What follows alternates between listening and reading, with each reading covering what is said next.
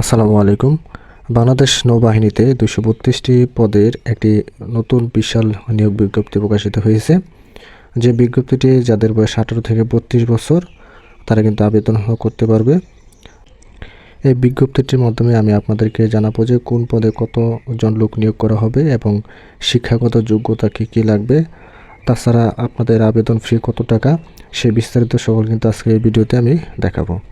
তো এখানে সর্বপ্রথম যে পদটা রয়েছে সেটি হচ্ছে জুনিয়র সায়েন্টিফিক অ্যাসিস্ট্যান্ট।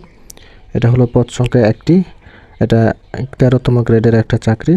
শিক্ষাগত যোগ্যতার ক্ষেত্রে এটি যে কোনো বিশ্ববিদ্যালয় হতে পদার্থবিজ্ঞান, রসায়নবিদ্যা ২য় শ্রেণী বা সমমানের সিজিপিএ থাকতে হবে। তারপর ২ নম্বর যে পদটা রয়েছে সেটা হচ্ছে উচ্চমান সহকারী। এটা পদ সংখ্যা মাত্র ৭জন। এটা ১৪তম গ্রেডের একটা চাকরি। যে কোনো বিশ্ববিদ্যালয় হতে স্নাতক বা সমমান ডিগ্রি থাকতে হবে।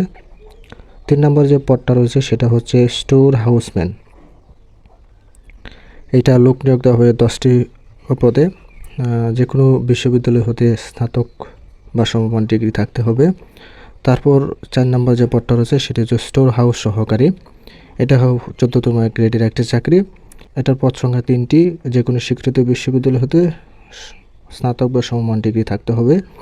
তারপরে ৫ নম্বর যে পদটা রয়েছে সেটা হচ্ছে মুদ্রাক্ষরিক কাম কম্পিউটার অপারেটর। এই পদ সংখ্যা হচ্ছে ৬টি। এটা যে কোনো বিশ্ববিদ্যালয় হতে ন্যূনতম ২য় বা সমমান সিজিপিএ স্নাতক বা সমমান ডিগ্রি, কম্পিউটার ব্যবহারের দক্ষতা, word processing, email, fax machine ইত্যাদি চালনায় দক্ষতা এবং অভিজ্ঞতা থাকতে হবে। কম্পিউটার ক্ষেত্রে সর্বনিম্ন গতি আপনার থাকতে হবে ইংরেজিতে ৩০ এবং বাংলায় ২৫। মুদ্রাক্ষরিকের ক্ষেত্রে ইংরেজিতে ৭০ এবং বাংলায় ৪৫। ষষ্ঠ যে পদটা রয়েছে সেটি হচ্ছে ল্যাব অ্যাসিস্ট্যান্ট। এর পদ সংখ্যা হলো ৪টি। যে কোনো বিশ্ববিদ্যালয় হতে বিজ্ঞান বিভাগে রসায়নবিদ্যা সহ স্নাতক বা সমমানের ডিগ্রি। ৭ নম্বর যে পদটা রয়েছে সেটি হচ্ছে সহকারী এক্সামিনার। এর পদ সংখ্যা হচ্ছে ৩টি। এটা যে কোনো বিশ্ববিদ্যালয় হতে রসায়নবিদ্যা, পদার্থবিজ্ঞান বা গণিত বিষয়সহ বিজ্ঞান বিভাগে ন্যূনতম ২য় বা সমমানের সিজিপিএ স্নাতক বা সমমানের ডিগ্রি।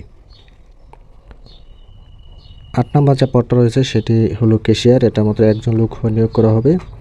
যে কোনো বিশ্ববিদ্যালয় হতে বাণিজ্য বিভাগের ন্যূনতম ২য় বা সমমানের সিজিপিএ। তারপর রয়েছে লাইব্রেরি অ্যাসিস্ট্যান্ট। এটা পদ সংখ্যা হচ্ছে ৪টি। এটা মাধ্যমিক স্কুল সার্টিফিকেট বা যে কোনো স্বীকৃত ইনস্টিটিউট হতে লাইব্রেরি বিজ্ঞানে ডিপ্লোমা। তারপর ১০ নম্বর পদটা রয়েছে নার্স।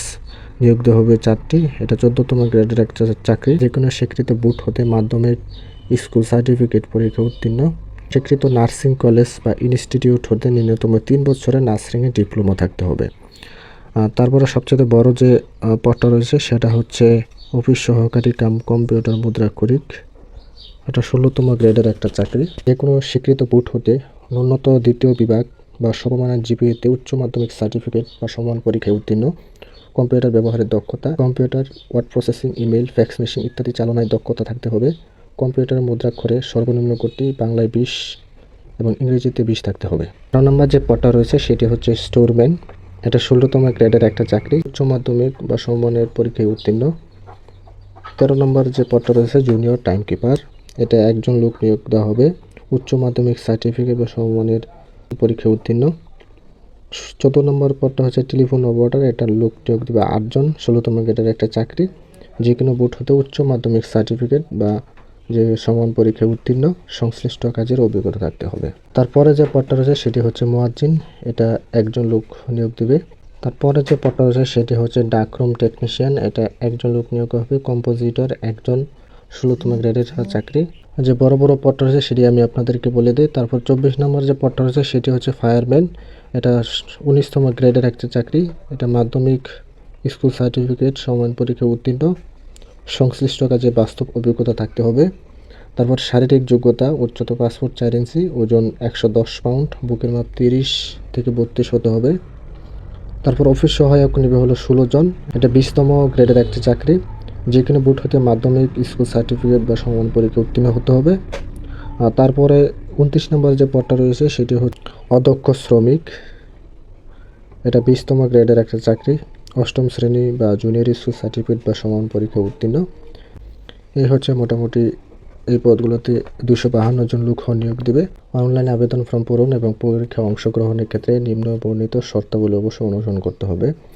প্রার্থীকে 5 এপ্রিল 2025 হতে 18 থেকে 32 বছরের মধ্যে হতে হবে। অর্থাৎ 5 এপ্রিলের মধ্যে আপনার বয়স যদি 32 বছর হয় বা এর নিচে থাকে তাহলে আপনি এখানে আবেদন করতে পারবেন। এখানে আরও অন্যান্য যে সকল নিয়মাবলী রয়েছে সেগুলো আপনারা একটু দেখে নেবেন, কারণ আমি যদি আপনাদেরকে দেখাতে যাই সেক্ষেত্রে ভিডিওটা আরও লম্বা হয়ে যাবে।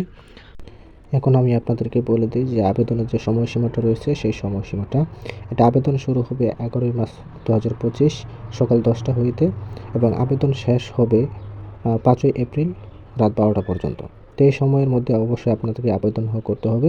তো এখানে আবেদন হওয়া ফ্রি কোন পদে কত সেটি আমি একটু বলে দিই।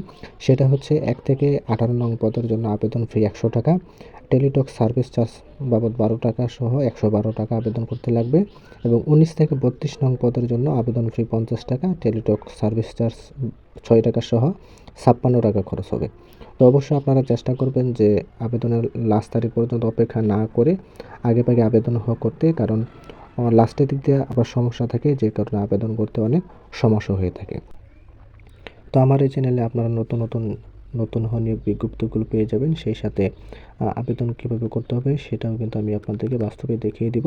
তো আপনারা অবশ্যই আমার চ্যানেলটি সাবস্ক্রাইব করে রাখবেন যাতে এরকম নতুন ভিডিও আপনারা পেয়ে যান সবার আগে। তো সবাই ভালো থাকবেন, সুস্থ থাকবেন, আল্লাহ হাফেজ।